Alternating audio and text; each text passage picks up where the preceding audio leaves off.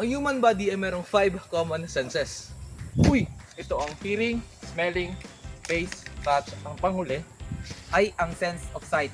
Ang sense of sight o sense of seeing ay gumagamit, syempre, ng ating mata.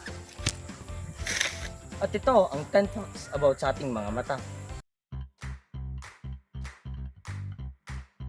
Light passes into the eyes through the cornea, which is also called windows of the eyes, and then through anterior chamber, into the pupils, the round opening, in the center of the iris. The iris, which are a flat, colored, ring-shaped membrane behind the cornea of the eyes, may dilate, or constrict to determine how much light gets to the lens. Then, the lens moves light through the clear cavity, called the vitreous, and focuses it on the retina. The retina then converts this light energy into electrical impulses, and passes it through the optic nerve, also called the second cranial nerve. These impulses then travel through the optic nerve into the primary visual cortex, which is located in the most posterior portion of the brain's occipital lobe. While it may sound like a lengthy process, but takes only about 13 milliseconds.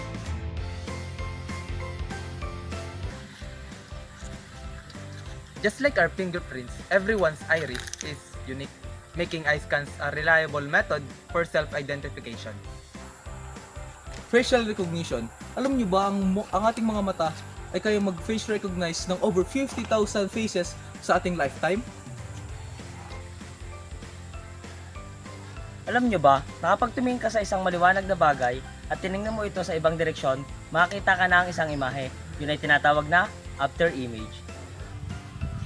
Alam niyo ba, ang ating mata ay kaya makita ng 10 milyong iba't ibang klase ng kulay?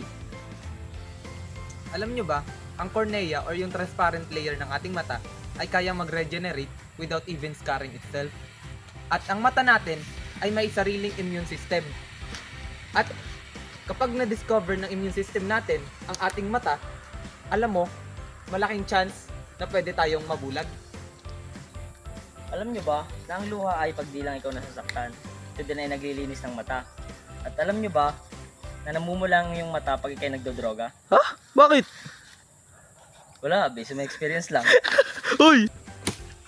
Alam niyo ba ang ating mga mata ay gumagamit ng 50% of our brain cortex? At isa pa, alam niyo ba ang ating mga mata ay mayroong isang dominant side, meaning ang isang mata natin ay mas malinaw o mas ginagamit kaysa sa ating kabilang mata. Saan yun? Yun! At base sa sinabi ni Gab, ang mata rin ay kaya makapagproseso 50 times than the brain. At ang panghuli, alam niyo ba na ang mata ay tumitimbang lamang ng halos 28 gramo? Gramo? Uy! Uy! At yun na nga po ang aming 10 facts about sa mata. Hanggang sa muli, paalam!